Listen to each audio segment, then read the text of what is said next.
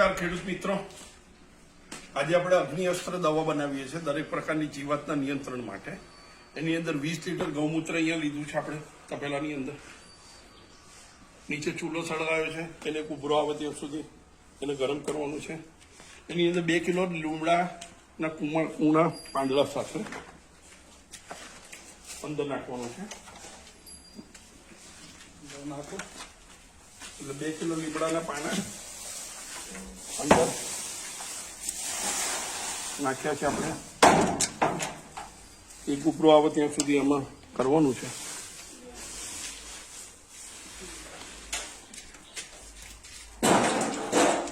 હવે એની અંદર 500 ગ્રામ લસણની ચટણી, દેશી લસણની પેસ્ટ, પેલો તાવે તો લઈ લેજો.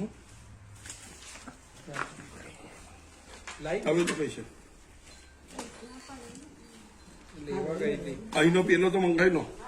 500 ગ્રામ દેશી લસણની પેસ્ટ અંદર નાખવાની છે.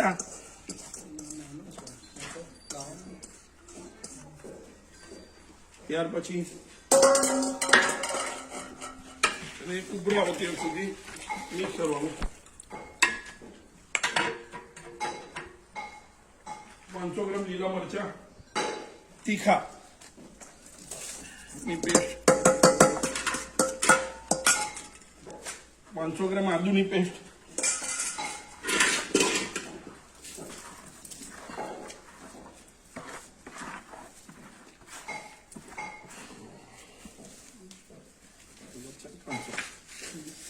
અને 500 ગ્રામ દેશી તમાકુનો પાવડર.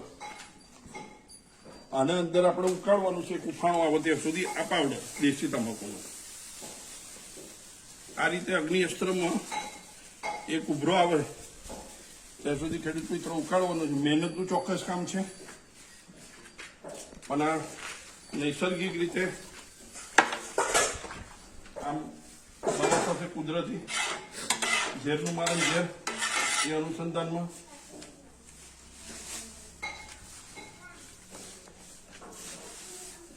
પેલું ગૌમૂત્ર નાખી દીધું.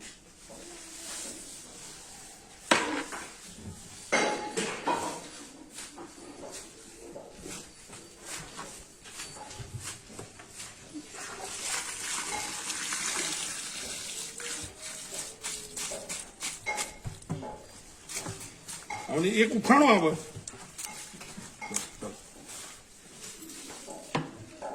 એક ઉભરો આવે ત્યાં સુધી ઉકાળવાનું. બેટા નીચે સળગાવજો.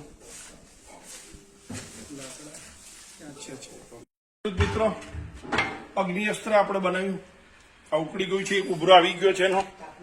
અને હવે આને આપણે ઢાંકીને મૂકી રાખીશું.